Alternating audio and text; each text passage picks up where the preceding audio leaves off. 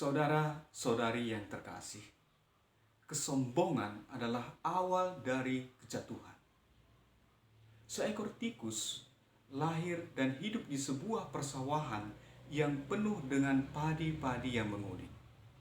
Dia tidak pernah mengalami yang namanya kesulitan dan kelaparan, karena semua makanan tersedia secara melimpah di sekitarnya. Karena itu dia mulai menyombongkan diri, karena dia tidak tahu kapan musim panen akan tiba. Dan apa yang terjadi? Ketika musim panen tiba, para petani datang memanen padi-padi mereka sampai habis. Sehingga tikus itu mulai panik, takut dan sedih karena tidak ada lagi makanan yang tersedia bagi dia. Dan dalam kesedihannya, seekor burung bangau melintas dari tempat itu dan menyapa dia. Saudaraku, mengapa engkau bersedih? Mengapa engkau tidak bahagia dan gembira seperti biasanya? Tikus itu menjawab, saudara, saya tidak lagi memiliki makanan di tempat ini. Burung bangau itu berkata, ada di tempat lain makanan tersedia secara melimpah, tetapi sayang sekali jaraknya cukup jauh dari tempat ini. Lalu tikus itu berkata, bagaimana mungkin aku pergi ke tempat itu, karena aku tidak memiliki sayap seperti engkau yang bisa membawa engkau pergi ke tempat itu. Burung bangau itu berkata kepadanya, tenang saudara, aku bisa membantumu asalkan engkau mau. Caranya bagaimana? Tanya tikus itu. Gampang, ambillah satu batang padi itu, gigit sebelah sisinya, dan aku akan menggigit sisi yang lain.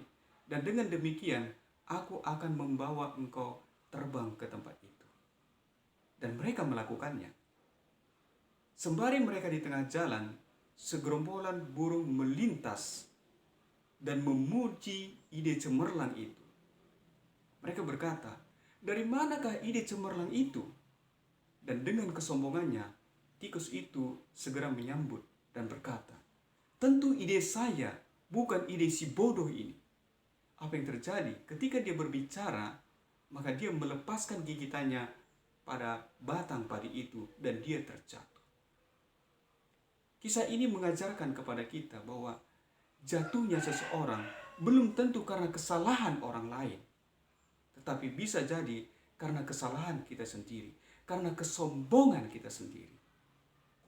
Saudara-saudari yang terkasih, kesombongan menutup banyak berkat di dalam hidup kita.